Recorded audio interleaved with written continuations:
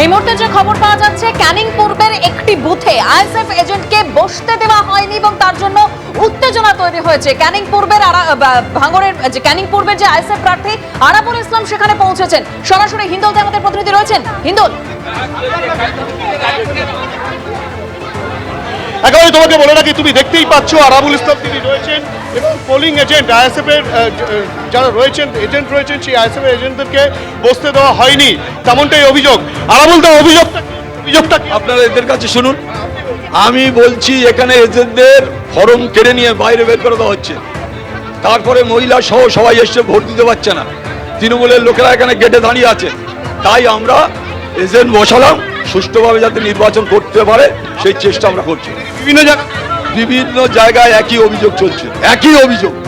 পুরো শওকত মোল্লার রাজ চলছে এখানে। ভাঙড়ে ও তৃণমূলের জিতবে আর এখানে ওর রাজ চলবে, এটা মেনে নেওয়া যাবে না। আমি সব জায়গায় দেখছি খুবভাবে, ওরও এরকম করাবো, আমি ছেড়ে দেবো। বুঝতেই পারলে আরাবুল ইসলাম আইএসএফ এর যিনি এজেন্ট, তিনি আইএসএফ এর এজেন্টদেরকে বসানোর জন্য এসেছেন। আইএসএফ এর প্রার্থী ক্যানিং পূর্বে। দিদি, আপনি কি এজেন্ট? আমিও এজেন্ট ছিলাম, আমার একজন ভাই ছিল আব্বাস মোল্লা, আমার নাম ফাতেমা বিবি। অভিযোগ রয়েছে? অভিযোগ আমাদের এজেন্ট ঢুকতে দিচ্ছে না, বসতেই দিচ্ছে না। হ্যাঁ, আইএসএফ, আমরা আইএসএফ তরফ থেকে একদম অভিযোগ আইএসএফ এজেন্টকে বসতে দেওয়া হচ্ছে না। আরাবুল ইসলাম তিনি তৃণমূলের দিকে আঙুল তুলছেন। ধন্যবাদ হিন্দল।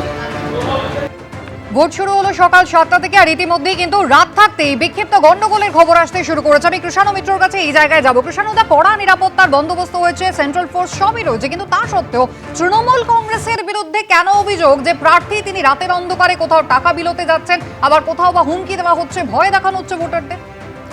না, প্রথম কথা হচ্ছে যে টাকা বিলোতে যাওয়ার যে অভিযোগটা, সেটা যে সর্বৈব মিথ্যা, এটা আমাদের ওখানকার প্রার্থী বলে দিয়েছেন, উনি ফর্মে সই করতে গেছিলেন।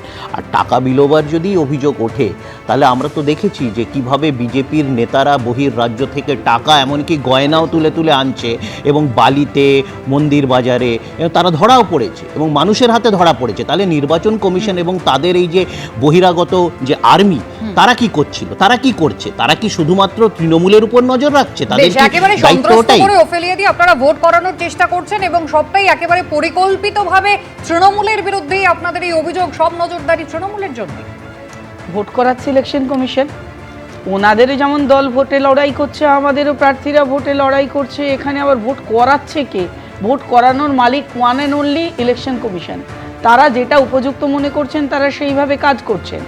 আর ওনাদের কাজই, দলের কাজই হচ্ছে চৌর্যবৃত্তি করা, নইলে ঘুষ দেওয়া, নয় কাটমানি খাওয়া। এতদিনের যে কাটমানি জমিয়ে রেখেছেন সেগুলো দিয়ে এখন তরি পার হওয়ার চেষ্টা করছেন, যেটা কেই বা নদীর একুলে আটকে যায় তা জানার জন্য আমাদের 4 তারিখ পর্যন্ত অবশ্যই অপেক্ষা করতে হবে। তবে দিনভর আজ আমরা এই দ্বিতীয় দফা, শেষ দফা নির্বাচনের দিকে নজর রাখবো।